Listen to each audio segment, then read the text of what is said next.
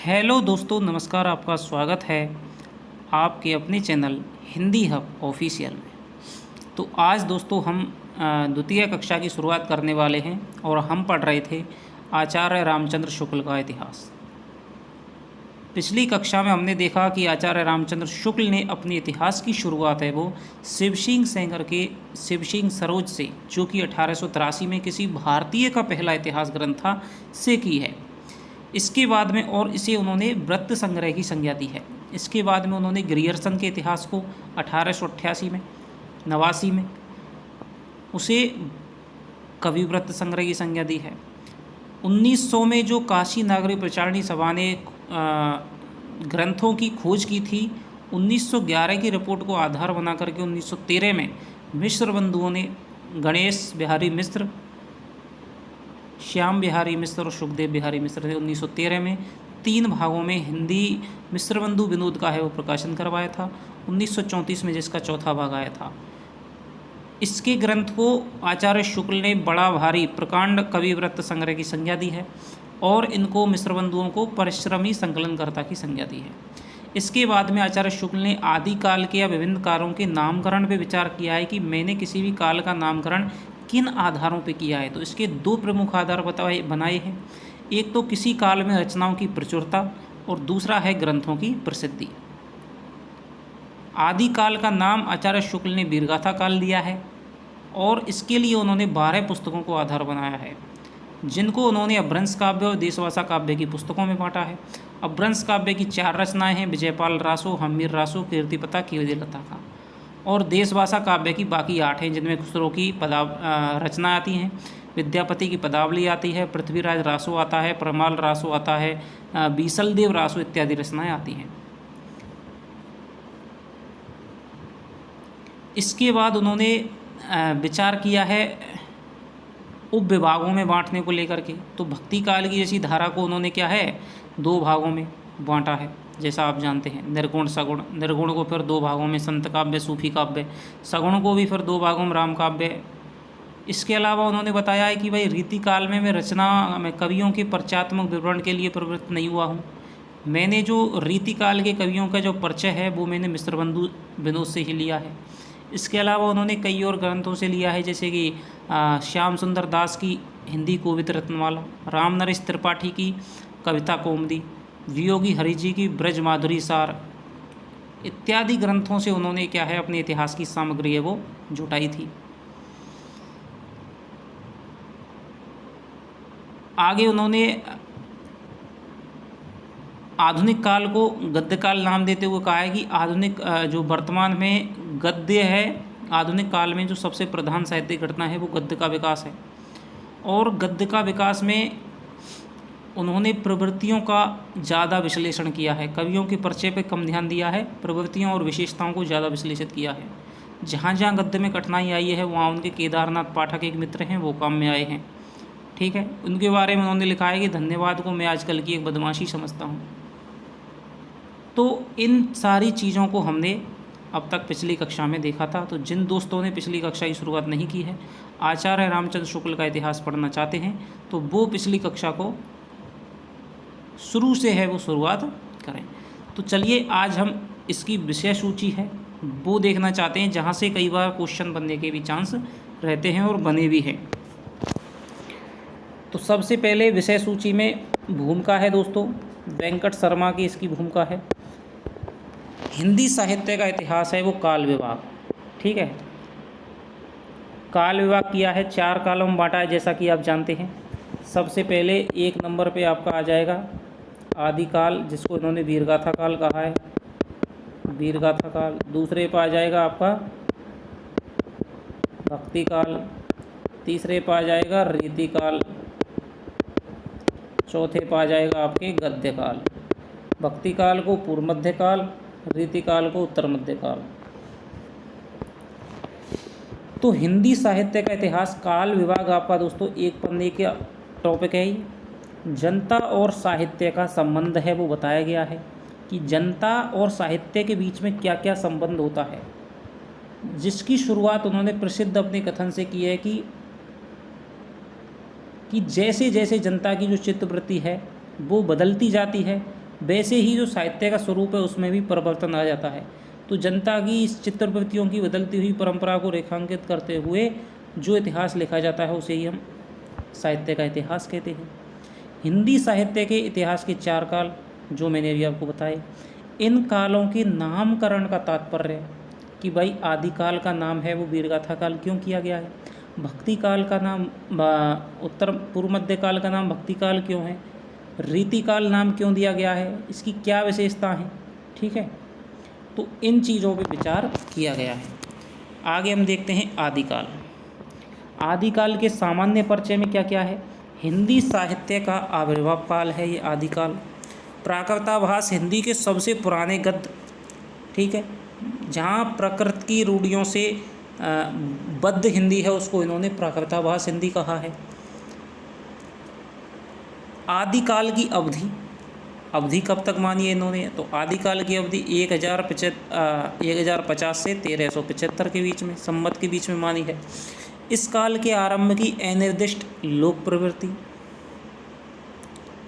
कि जनता की जो लोक प्रवृत्ति है, रुझान है, वो किस तरफ की रचनाओं की तरफ जा रहा था। रासों की प्रबंध परंपरा क्या है, जो आपके बीसलदेव रासो हैं, परमाल रासो हैं, या चंद्र पृथ्वीराज रासो है, ठीक है, हम्मीर रासो है। इस काल की साहित्यिक सामग्री पर विचार। अपभ्रंश परंपरा और देसी भाषा, 2 भागों में इन्होंने बांटा है कि अपभ्रंश की रचनाएं कौन कौन सी हैं। अपभ्रंश की रचनाओं को इसलिए ले लिया है क्योंकि अपभ्रंश की रचनाओं से एक परंपरा बनती है हिंदी की विकास की, और आगे की है आपके देसी भाषा। दूसरा जो प्रकरण है ये आपको ध्यान रखना है, प्रकरण आदिकाल के अंतर्गत यहाँ से क्वेश्चन बन जाता है कि प्रकरण 1 में क्या है, प्रकरण 2 में क्या है, 3 में क्या है, 4 में क्या है। कि जैसे क्वेश्चन बन जाएगा कि आचार्य शुक्ल द्वारा रचित हिंदी साहित्य के इतिहास में आदिकाल के अंतर्गत अपभ्रंश काव्य को किस प्रकरण में शामिल किया गया है, तो वहाँ जाएगा आपका प्रकरण 2। तो अपभ्रंश काव्य में दोस्तों, अपभ्रंश या लोक प्रचलित काव्य भाषा के साहित्य का आविर्भाव काल, इस काव्य भाषा के विषय, अपभ्रंश शब्द की व्युत्पत्ति है वो कैसे होती है, जैन ग्रंथकारों की अपभ्रंश रचनाएं जिसमें मुख्य हैं और इनकी प्रामाणिकता पर भी संदेह नहीं किया जा सकता है, इनके कौन कौन से छंद थे अपभ्रंश काव्य में। ठीक है, यहाँ इनका जो प्रसिद्ध कथन है, जैसे गाहा या गाथा कहने से अपभ्रंश का बोध होता है, इसी प्रकार दूहा प्राकृत का बोध होता है, इसी प्रकार दोहा दूहा कहने से अपभ्रंश भाषा का। बौद्धों का वज्रयान संप्रदाय है, ठीक है, यहाँ पर इन्होंने क्या है, सिद्धों पर विचार किया है। सिद्धों की भाषा कौन सी थी, तो सिद्धों की भाषा पर भी इन्होंने क्या है, विचार किया है। इन सिद्धों की रचनाओं के कुछ नमूने भी बौद्ध धर्म का तांत्रिक रूप, ठीक है, वज्रयान का, संध्या भाषा पर विचार किया है। वज्रयान संप्रदाय का प्रभाव कहाँ कहाँ इसका प्रभाव है, जैसे आगे कबीर तक जाता है। इसके मासुक की अवस्था, गोरखनाथ के नाथ पंथ का मूल, कि इनका जो मूल है गोरखनाथ का नाथ पंथ है वो कहाँ से उत्पन्न हुआ था। इनकी वज्रयानियों से भिन्नता, कि सिद्धों में और नाथों में क्या क्या भिन्नता है। गोरखनाथ का समय क्या माना है। नवनाथ मुसलमानों और भारतीय योगियों का संसर्ग, नवनाथों को इन्होंने माना है, नवनाथों के इन्होंने नाम दिए हैं। मुसलमानों और भारतीय योगियों का संसर्ग, गोरखनाथ की हठयोग साधना। नाथ संप्रदाय के सिद्धांत कौन कौन से हैं, इनका वज्रयानियों से साम्य। नाथ पंथ की भाषा कैसी है, इस पंथ का प्रभाव है वो कहाँ कहाँ पड़ा है, कैसे कैसे पड़ा है। आगे की साहित्य की आगे की परंपरा पर भी, उत्तर परंपरा पर भी इसका प्रभाव दिखाई देता है, कबीर आदि संतों पर। इनका वज्रयानियों से साम्य क्या है। नाथ पंथ को, ये दोस्तों इस प्रकार के प्रश्न हैं वो आपके इंटरव्यू में पूछे जाते हैं कि भाई सिद्धों में और नाथों में है जो कुछ कॉमन विशेषताएं बताइए, इनको अलग करने वाली विशेषताएं बताइए। नाथ पंथ की भाषा कैसी है, इसके पंथ का प्रभाव, इनके ग्रंथ कौन कौन से हैं। मुख्यतः एक ही है, गोरखनाथ हैं। इनके ग्रंथों के विषय, साहित्य के इतिहास में केवल भाषा की दृष्टि से इनका विचार। ग्रंथकार परिचय, विद्यापति की अपभ्रंश रचनाएं, अपभ्रंश कविताओं की भाषा। तो विद्यापति की यहाँ अपभ्रंश रचनाएं भी आ जाएंगी, कीर्तिलता और कीर्ति पताका पर विचार किया है। अपभ्रंश कविताओं की भाषा है वो कैसी रही है। इसके अलावा वीरगाथा काल में आपके देश भाषा काव्य, तृतीय प्रकरण में क्या है, देश भाषा काव्य। प्रकरण प्रथम में तो सामान्य परिचय है, द्वितीय में अपभ्रंश काव्य है, तीसरे में देश भाषा काव्य है, यानी कि अवहट्ट भाषा की या हिंदी भाषा की रचना आ जाएंगी। जैसे देश भाषा काव्यों की प्रमाणिकता में संदेह है, जो आपके चंद्रबरदाई रासो है, बीसल देव रासो है, या फिर आपके हम्बीर रासो है।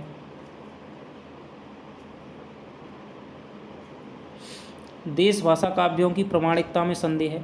इन काव्यों, हम्बीर रासो तो दोस्तों अपभ्रंश का काव्य है। देश भाषा काव्यों की प्रमाणिकता में संदेह है। इन काव्यों की भाषा और छंद तत्कालीन राजनीतिक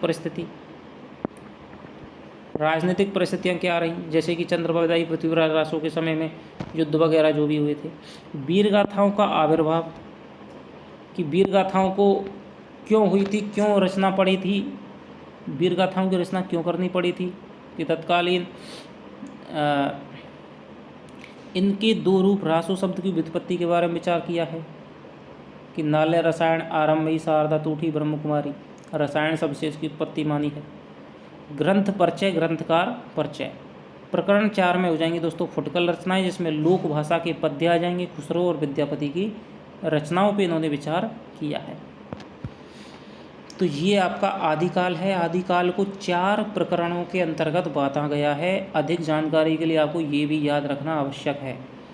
आदिकाल का नाम वीरगाथा काल है। वीरगाथा काल को इन्होंने 4 भागों में बांटा है, जिसमें प्रकरण 1 में सामान्य परिचय, प्रकरण 2 में अपभ्रंश काव्य, प्रकरण 3 में देश भाषा का काव्य और प्रकरण 4 में फुटकल रचना। तो ये क्वेश्चन है वो पूछा जा चुका है कि फुटकल रचनाएं हैं वो कौन से प्रकरण में शामिल की गई हैं। तो ये आपके दोस्तों प्रकरण 4 में शामिल की गई हैं।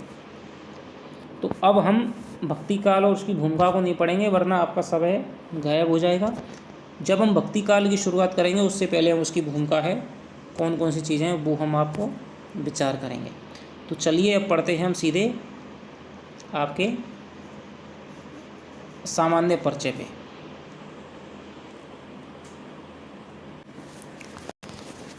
ये है दोस्तों आचार्य रामचंद्र शुक्ल का काल विभाग।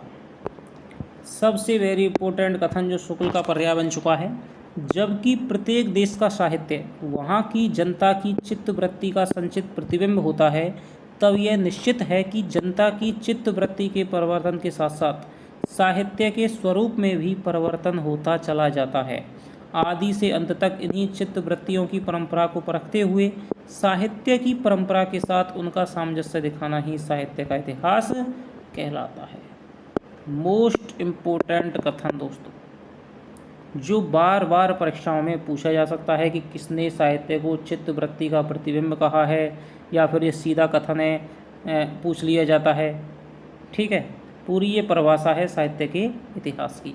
क्या कह रहे हैं, जबकि प्रत्येक देश का साहित्य वहाँ की जनता की चित्तवृत्ति का संचित प्रतिबिंब होता है, यानी कि सीधे शब्दों में साहित्य है वो समाज का दर्पण होता है।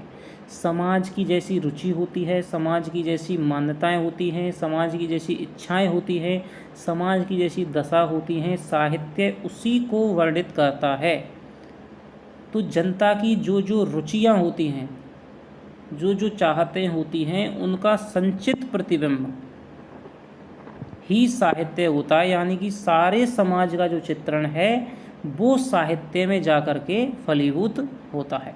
तब यह निश्चित है, जब साहित्य समाज का दर्पण ही है, तब यह निश्चित है कि जनता की चित्तवृत्ति के परिवर्तन के साथ साथ कि जनता की यदि रुचियां बदलेंगी, भक्ति काल में जनता की रुचि अलग थी, मान्यताएं अलग थीं, चाहतें अलग थीं, अब रीति काल में अलग हो जाती हैं, आधुनिक काल में अलग हो जाती हैं, क्योंकि भाई ये स्वरूप बदलता है, जनता की रुचि बदलती है, उसी प्रकार साहित्य भी बदलता चला जाता है।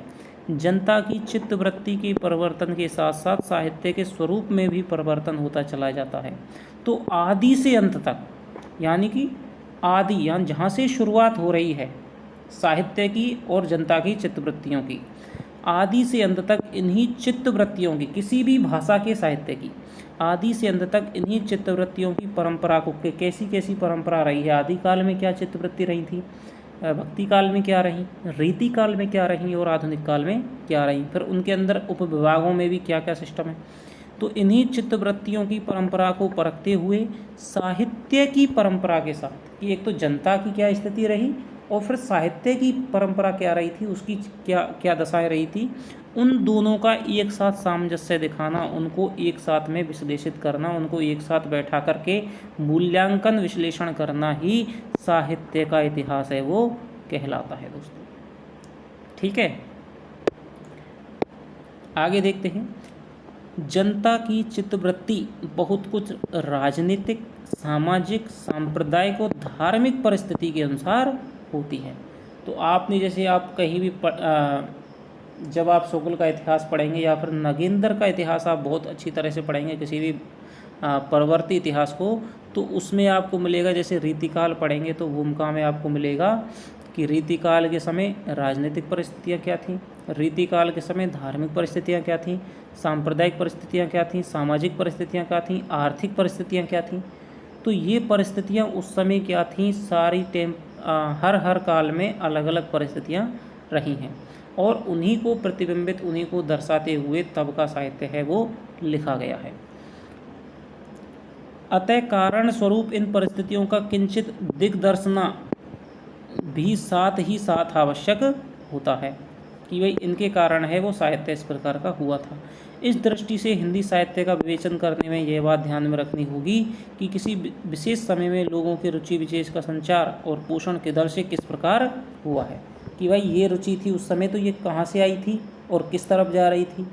उपर्युक्त व्यवस्था के अनुसार हम हिंदी साहित्य के 900 वर्षों के इतिहास को 4 कालों में विभक्त कर सकते हैं, यानी कि साहित्य की परंपरा को और समाज की चित्तवृत्तियों की परंपरा को एक साथ विवेचित करते हुए 900 सालों का इतिहास है वो हिंदी का प्राप्त होता है आचार्य रामचंद्र शुक्ल के अनुसार।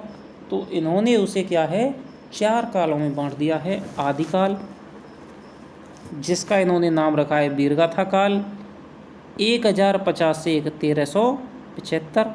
पूर्व मध्यकाल, जिसका नाम इन्होंने रखा है भक्तिकाल, 1375 से 1700 संवत। उत्तर मध्यकाल, रीतिकाल नाम रखा है, 1700 से 1900 संवत। आधुनिक काल, गद्यकाल नाम रखा है, 1900 से 1984 संवत में है दोस्तों। ठीक है, ये सारे नाम और आपको जो संवत है वो आपको पूरा पूरा याद होना चाहिए। यद्यपि इन कालों की रचनाओं की विशेष प्रवृत्ति के अनुसार ही इन कालों की रचनाओं की विशेष प्रवृत्ति, यानी जैसे आदिकाल वीरगाथा काल में वीरगाथा की प्रधानता थी, भक्ति काल में भक्ति की रचनाओं की प्रधानता थी, रीति काल में रीति की रचनाओं की प्रधानता थी, गद्य काल में गद्य की रचनाओं की प्रधानता थी। तो रचनाओं की विशेष प्रवृत्ति के अनुसार ही उनका नामकरण किया गया है, पर इससे यह ना समझना चाहिए कि किसी विशेष काल में और प्रकार की रचनाएँ होती ही नहीं थी, कि भाई ये नहीं है कि भक्ति काल में केवल भक्ति की रचनाएँ थीं, वीर रस की रचनाएँ नहीं थी, या फिर शांत रस की रचनाएँ नहीं थी। ठीक है, तो मुख्यतः रूप से भक्ति की रचनाएँ थीं, तो गौण मात्रा में अन्य रसों की रचनाएँ भी देखने को मिलती हैं। जैसे भक्ति काल या रीतिकाल को लें तो उसमें वीर रस के अनेक काव्य मिलेंगे, जिसमें वीर राजाओं की प्रशंसा उसी ढंग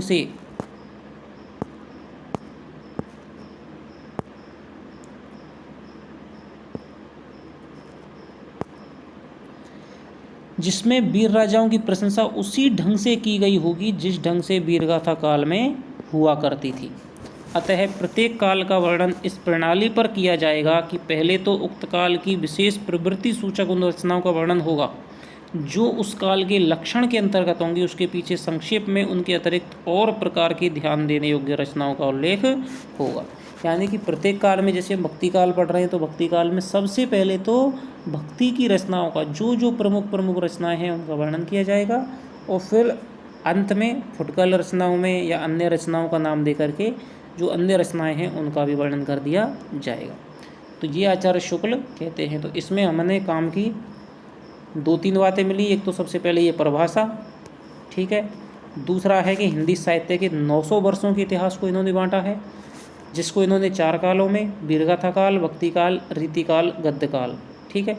1050 से 1375 वीरगाथा काल, 1375 से 1700 भक्ति काल, 1700 से 1900 रीतिकाल, 1900 से 1984 गद्य काल। एक क्वेश्चन है वो इन कालों में से ज़रूर आता है कि वीरगाथा काल का नामकरण किसने किया है, ठीक है। रीतिकाल का नामकरण किसने किया है, संवत क्या है, तो ये आपको विशेष रूप से याद रखने हैं।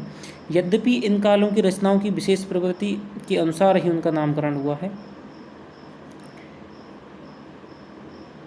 तो ये आपको यहाँ से हमें दो चीज़ें हैं वो मुख्यतः रूप से प्राप्त हुई हैं। आगे चलते हैं। अब आ गया हमारा आदिकाल। आदिकाल का प्रकरण ही जैसा कि सामान्य परिचय है, तो उसको हम पढ़ना शुरू करते हैं। प्राकृत की अंतिम अपभ्रंश अवस्था से ही हिंदी साहित्य का आविर्भाव माना जा सकता है। मोस्ट इम्पोर्टेंट लाइन है दोस्तों। प्राकृत की अंतिम अपभ्रंश अवस्था से ही हिंदी साहित्य का आविर्भाव माना जा सकता है, यानी कि अपभ्रंश रचनाओं को भी इन्होंने इसमें शामिल कर लिया है। लेकिन आचार्य शुक्ल अपभ्रंश रचनाओं में केवल साहित्यिक रचनाओं पर ही विचार करते हैं। जैनों की रचनाओं को उन्होंने धार्मिक कहकर के छोड़ दिया गया है, कुछ एक फुटकल रचनाओं को छोड़ दिया है। जो साहित्यिक रचनाएं जो अच्छी रचनाएं हैं उन पर ही इन्होंने विशेषतः विचार किया है। उस समय जैसे गाथा कहने से प्राकृत का बोध होता था, वैसे ही दोहा या दूहा कहने से अपभ्रंश या प्रचलित काव्य भाषा का पद्य समझा जाता था। तो ये दोस्तों यहाँ से ये है पूरी ये मोस्ट इम्पोर्टेंट दो प्रश्न यहाँ से आपके बन सकते हैं। एक तो यही लाइन आपसे दी जा सकती है कि प्राकृत की अंतिम अपभ्रंश अवस्था से ही हिंदी साहित्य का आविर्भाव माना जा सकता है, और उस समय जैसे गाथा कहने से प्राकृत का बोध होता था, वैसे ही दोहा या दूहा कहने से अपभ्रंश या प्रचलित काव्य भाषा का पद्य समझा जाता था। अपभ्रंश या प्राकृताभास हिंदी, ठीक है। तो अपभ्रंश को इन्होंने क्या कहा है, प्राकृताभास हिंदी, कि जहाँ जहाँ अपभ्रंश क्या है, जहाँ थोड़ा सा प्राकृत का आभास होने लग जाता है।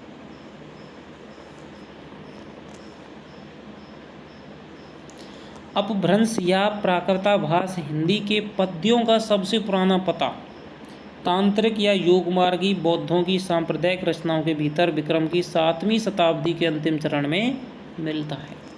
ये आपसे क्वेश्चन बन सकता है डीपली पूछे तो, कि आचार्य शुक्ल के अनुसार अपभ्रंश या प्राकृताभास हिंदी के सबसे पुराने पद्यों का पता किन रचनाओं में या किस शताब्दी के अंतिम चरण में मिलता है, तो 7वीं शताब्दी के अंतिम चरण में मिलता है। आचार्य शुक्ल का दोस्तों एक एक लाइन एक एक चीज़ है वो जो मान लीजिए आप महत्वपूर्ण है, एक एक कथन है, कहीं से भी मन करे उसका वो उठा के दे देगा। तो आपको एक एक है वो लाइन है वो आपको बहुत ही वर्णन के साथ में समझनी पड़ेगी। अपभ्रंश या प्राकृताभास हिंदी के पद्यों का सबसे पुराना पता तांत्रिक और योगमार्गी बौद्धों की सांप्रदायिक रचनाओं के विक्रम की 7वीं शताब्दी के अंतिम चरण में मिलता है। मुंज और भोज के समय संवत 1050, तो राजा मुंज और राजा भोज के समय 1050 के लगभग तो ऐसी अपभ्रंश या पुरानी हिंदी, तो पुरानी हिंदी कहा है इन्होंने, अपभ्रंश को क्या कहा है, पुरानी हिंदी या प्राकृताभास हिंदी का पूरा प्रचार शुद्ध साहित्य काव्य रचनाओं में भी पाया जाता है।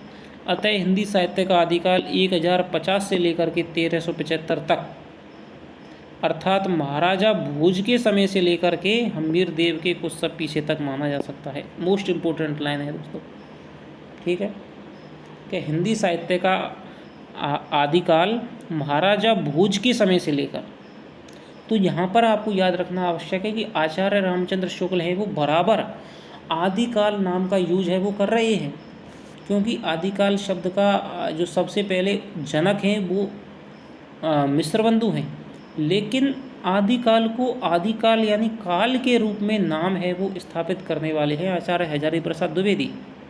ये इसमें आपको कंफ्यूज नहीं होना है कि आचार्य रामचंद्र शुक्ल आदिकाल नाम ले रहे हैं तो वो कहाँ से ले रहे हैं, मिश्रबंधु विनोद से। और काल के रूप में नामकरण किसने किया है, तो वो किया है हजारी प्रसाद द्विवेदी ने। आचार्य शुक्ल ने आदिकाल को क्या नाम दिया, वीरगाथा काल। अतः हिंदी साहित्य का आदिकाल संवत 1050 से लेकर के 1375 तक, अर्थात महाराज भोज के समय से लेकर हम्मीर देव के कुछ पीछे तक माना जा सकता है, ये कथन पूछा जा सका है। यद्यपि जनश्रुति इस काल का आरंभ और पीछे ले जाती है। संवत 770 में भोज के पूर्व पुरुष राजा मान के सभासद पुष्य नामक किसी बंदीजन के दोहों में एक अलंकार ग्रंथ लिखना बताती है। शिव सिंह सरोज में दे रखा है, पर इसका कोई कहीं प्रमाण उपलब्ध नहीं है। शिव सिंह सरोज क्या मानते हैं, शिव सिंह सरोज है वो पुष्य नामक कवि को हिंदी का प्रथम कवि भी स्वीकार करते हैं। तो यहाँ पर उन्होंने वही है संदर्भ दिया है कि जनश्रुति है इस काल का आरंभ वो पीछे की तरफ ले जाती है, और संवत 770 में भोज के पूर्व पुरुष राजा मान के सभासद पुष्य नामक किसी बंदीजन का दोहों में एक अलंकार ग्रंथ लिखना बताती है, लेकिन इसका कोई प्रमाण है वो उपलब्ध नहीं है।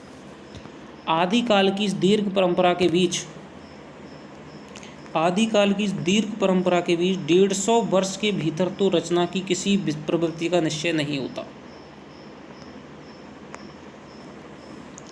1050 से लेकर के 1375 तक 150 वर्ष के भीतर तो 1050 से लेकर यानी कि 1200, 1050 से 1100 और 1200 तक तो रचना की किसी विशेष प्रवृत्ति का निश्चय नहीं होता कि भाई ये वीरता की रचनाएं हैं, इसी प्रकार की रचनाएं होती आ रही हैं। किंतु धर्म, नीति, श्रृंगार, वीरता विषयक सब प्रकार की रचनाएं दोहों में मिलती हैं, क्योंकि अपभ्रंश की प्रधानता थी और अपभ्रंश का मुख्य छंद है दोहा। इस अनिर्दिष्ट लोक प्रवृत्ति के उपरांत तो इन्होंने क्या है, इसी को अनिर्दिष्ट लोक प्रवृत्ति कहा है कि जहाँ पर हमें नामकरण के लिए रचनाओं की स्पष्टता है वो देखने को नहीं मिलती है, किसी भी स्पष्ट प्रवृत्ति का निश्चय नहीं हो पा रहा है। तो अनिर्दिष्ट लोक प्रवृत्ति यानी कि लोक की जो प्रवृत्ति अभी तक सब तरह घूम रही है, धर्म की रचनाएं हो रही हैं, नीति, श्रृंगार, वीरता, एक तरफ वो लोक प्रवृत्ति है वो झुकी नहीं है। इस अनिर्दिष्ट लोक प्रवृत्ति के उपरांत जब मुसलमानों की चढ़ाइयों का प्रारंभ होता है तब से हम हिंदी साहित्य की प्रवृत्ति एक विशेष रूप से बनती हुई पाते हैं। तो ये कथन भी आपसे पूछा जा सकता है कि इस अनिर्दिष्ट लोक प्रवृत्ति के उपरांत मुसलमानों की चढ़ाइयों का प्रारंभ होता है तब से हम हिंदी साहित्य की प्रवृत्ति एक विशेष रूप से बनती हुई पाते हैं। राजाश्रित कवि और चारण जिस प्रकार नीति, श्रृंगार आदि फुटकल दोहे राजसभाओं में सुनाया करते थे, उसी प्रकार वे अपने आश्रितता राजाओं के पराक्रमपूर्ण चरित्रों और गाथाओं का भी वर्णन किया करते थे। यही प्रबंध परंपरा रासों के नाम से पाई जाती है, जिसे लक्ष्य करके इस काल को हमने वीर गाथा काल कहा है। तो प्रमुखतः दोस्तों रासो ग्रंथों को आधार बना करके 12 रचनाओं को तो आधार बनाई है, लेकिन उन्होंने कह दिया है कि जो 3 ग्रंथ हैं उनको छोड़ करके शेष सब रासो ग्रंथ हैं और प्रबंध परंपरा है। तो रासों की प्रबंध परंपरा के नाम से पाई जाती है, जिसे लक्ष्य करके हमने इस काल को वीर गाथा काल कहा है। दूसरी बात इस आदिकाल के संबंध में ध्यान देने की योग्य है। दूसरी बात इस आदिकाल के संबंध में ध्यान देने की यह है कि इस काल की जो साहित्यिक सामग्री प्राप्त है उसमें कुछ तो असंदिग्ध है और कुछ संदिग्ध है। ये दोस्तों मोस्ट इम्पोर्टेंट कथन हो चुका है, और ये अब की बार ध्यान रखना, आप 2nd ग्रेड या फिर आपके 1st ग्रेड में आपका संभावना है कि ये पूछा जाएगा पक्का। दूसरी बात इस आदिकाल के संबंध में ध्यान देने की यह है कि इस काल की जो साहित्यिक सामग्री प्राप्त है उसमें कुछ तो असंदिग्ध है और कुछ संदिग्ध है। असंदिग्ध सामग्री कौन सी है? जैसे आपकी जैनों की रचनाएं हैं, अपभ्रंश की जो आपका काव्य है वो आपका असंदिग्ध है, और जो रासो साहित्य है दोस्तों वो आपका क्या है, संदिग्ध है ज़्यादातर। खुसरो की पहेलियाँ वगैरह हैं, विद्यापति पदावली वगैरह है, वो आपकी असंदिग्ध मानी जा सकती है। तो असंदिग्ध सामग्री जो कुछ प्राप्त है, असंदिग्ध यानी कि जिसके विषय में कोई भी संदेह नहीं है, जो बढ़िया तरह से राज दरबारों में सुरक्षित रहती आई है, किताबों में जिसका लेखन हुआ है, जो लोक परंपरा में नहीं चली है। असंदिग्ध सामग्री जो कुछ प्राप्त है उसकी भाषा अपभ्रंश या प्राकृताभास, प्राकृत की रूढ़ियों से बहुत कुछ बद्ध हिंदी है। तो ये क्वेश्चन भी आपको कहा जा सकता है कि आचार्य शुक्ल के अनुसार प्राकृताभास हिंदी से तात्पर्य है प्राकृत की रूढ़ियों से बहुत कुछ बद्ध हिंदी। तो जो प्रमाणिक रचनाएं हैं उनकी भाषा क्या है, अपभ्रंश है। इस अपभ्रंश या प्राकृतभास हिंदी का अभिप्राय यह है कि यह उस समय की ठीक बोलचाल की भाषा नहीं है जिस समय की इसकी रचनाएं मिलती हैं। यह उस समय के कवियों की भाषा है। इस अपभ्रंश या प्राकृतभास हिंदी का अभिप्राय यह है कि यह उस समय की ठीक बोलचाल की भाषा नहीं है जिस समय की इसकी रचनाएं मिलती हैं। यानी कि 1050 से मान लो 1200 के बीच में रचनाएं मिल रही हैं, या फिर 1200 के बाद में रचनाएं मिल रही हैं, तो ये उस समय की क्या है, कवियों की भाषा है, बोलचाल की भाषा नहीं थी। उस समय के कवियों की भाषा है। कवियों ने काव्य परंपरा के अनुसार साहित्यिक प्राकृत के पुराने शब्द तो लिए ही, जैसे पीछे की हिंदी में तत्सम संस्कृत शब्द लिए जाने लगे। विभक्तियाँ, कारक चिन्ह और क्रियाओं के रूप आदि भी बहुत कुछ अपने समय से कई सौ वर्ष पुराने रखे हैं। बोलचाल की भाषा घिसघिसाकर बिल्कुल जिस रूप में आ गई थी उसका सारा वही रूप ना लेकर कवि और चारण आदि भाषा का बहुत कुछ वह व्यवहार काम में लाते थे जो उनसे 100 वर्ष पहले से कवि परंपरा में रखती चली आ रही थी। यानी कि जिस समय की ये रचनाएं मिलती हैं उस समय क्या है, अबहट्ट भाषा या फिर हिंदी भाषा है वो लोक की बोलचाल में आ चुकी थी, लेकिन अपभ्रंश भाषा का प्रयोग है वो क्या है, कवियों ने अपनी परंपरा को आधार मान कर किया है। जैसे आज हम कोई भी हिंदी का पुस्तक लेखन करते हैं तो उसमें क्या है, हमें शुद्ध हिंदी देखने को मिलती है, लेकिन हम बोलचाल में क्या है, अंग्रेजी, उर्दू, फारसी, अरबी, हिंदी, संस्कृत के सभी शब्दों का है वो मिश्रित भाषा है वो हम यूज करते हैं। लेकिन जब हम लेखन करेंगे, जब कोई लेखक है वो अपना कोई उपन्यास लिखेगा, कोई कहानी लिखेगा, तो उसमें क्या है, अपने पहले की सी भाषा है। हम लिखने में क्या है, थोड़ी सी शुद्ध हिंदी लिखने का प्रयास करते हैं, लेकिन बोलने में हमारा जो आपका चल रही है, जो जैसे आता है जल्दी उसी को हम बोल जाते हैं। तो बोलचाल की भाषा घिसघिसा कर बिल्कुल जिस रूप में आ गई थी उसका सारा वही रूप ना लेकर कवि और चारण आदि भाषा का बहुत कुछ वह व्यवहार कम मिलाते थे जो उनसे 100 वर्ष पहले कवि परंपरा बढ़ती चली आ रही थी। ये कथन भी आपको याद रखना है। अपभ्रंश के जो नमूने हमें पद्यों में मिलते हैं, ये कथन भी आपका क्या है, इम्पोर्टेंट है। अपभ्रंश के जो नमूने हमें पद्यों में मिलते हैं वे उस काव्य भाषा के हैं जो अपने पुरानेपन के कारण बोलने की भाषा से कुछ अलग, बहुत दिनों तक, आदिकाल से अंत क्या उसके कुछ पीछे तक पोथियों में चलती रही। यानी कि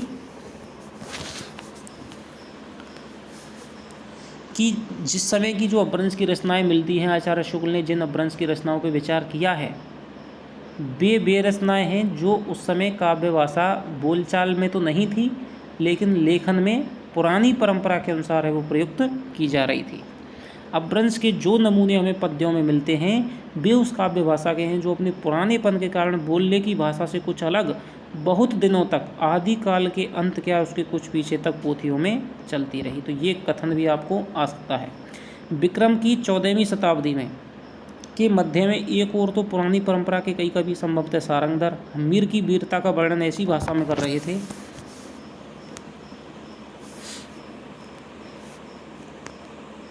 चलिए वीर हम्मीर पाए भर मेड़ई कंपई, दिग मग डेह अंधार धूली सुर रे अच्छाई।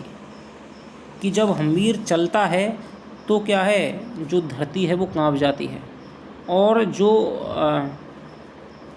घोड़ों की जो टाप से इतनी धूल उड़ती है कि जो सूर्य है ना वो भी क्या है, अंधेरे में आच्छादित हो जाता, छिप जाता है। दूसरी ओर खुसरो मियाँ दिल्ली में बैठे ऐसी बोलचाल की भाषा में पहेलियाँ और मुकरियाँ कह रहे थे। एक नार ने अचरज किया, सांप मार पिंजड़े में दिया। तो ये भी पूछी जाती है। इस प्रकार 15वीं शताब्दी में एक और तो विद्यापति बोलचाल की मैथिली के अतिरिक्त इस प्रकार की प्राकृताभास पुरानी काव्य भाषा भी भनते रहे, यानी कि कहते रहे, बाल चंद्र विज्जावई भाषा दुही नहीं ला गई दुज्जन हासा। और दूसरी ओर कबीरदास अपनी अटपटी बाणी इस बोली में सुना रहे थे। अगिन जो लागी नीर में कंदो जलिया झार, उत्तर दक्षिण के पंडिता रहे विचार विचार। तो यानी कि 15वीं शताब्दी में विद्यापति ने भी प्राकृताभास हिंदी लिखी है। जैसे आज हमारी क्या है, बोलचाल की भाषा संस्कृत नहीं है, लेकिन आज भी बहुत सारे लेखक हैं वो संस्कृत भाषा में क्या है, लेखन कर रहे हैं लिखने में, लेकिन वो बोलते क्या हैं, बोलते वो हिंदी बोलते हैं, आज की जो प्रचलित भाषा है उसको ही बोलते हैं।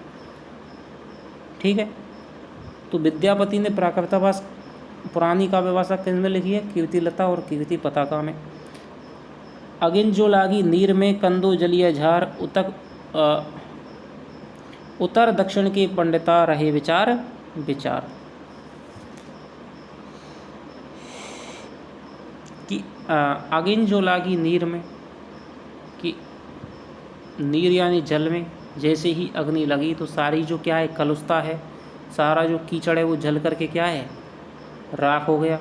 उत्तर दक्षिण के पंडिता रहे विचार विचार। अब उत्तर और दक्षिण के जो पंडित लोग हैं इस बात को विचार विचार कर रहे हैं। सारांश यह है कि अपभ्रंश की यह परंपरा विक्रम की 15वीं शताब्दी के मध्य तक चलती रही। तो ये कथन क्वेश्चन बन सकता है कि आचार्य शुक्ल के अनुसार अपभ्रंश की परंपरा है वो विक्रम की कौन सी शताब्दी के मध्य तक चलती रहती है, 15वीं, 16वीं, 14वीं, 13वीं। तो 15वीं शताब्दी के मध्य तक, क्योंकि उस समय तक क्या है विद्यापति भी अपभ्रंश भाषा में प्राकृत व सिंधी में रचना कर रहे थे। कवि विद्यापति ने 2 प्रकार की भाषा का व्यवहार किया है, पुरानी अपभ्रंश भाषा का और बोलचाल की देसी भाषा का। ये कथन भी दोस्तों आपका सेकंड ग्रेड फर्स्ट ग्रेड अब की बार के लिए इम्पोर्टेंट है, इसको आप रट जाइए। कवि विद्यापति ने 2 प्रकार की भाषा का व्यवहार किया, एक तो पुरानी अपभ्रंश भाषा का कीर्तिलता में और कीर्ति पताका में, बोलचाल की देसी भाषा यानी मैथिली भाषा का विद्यापति की पदावली में।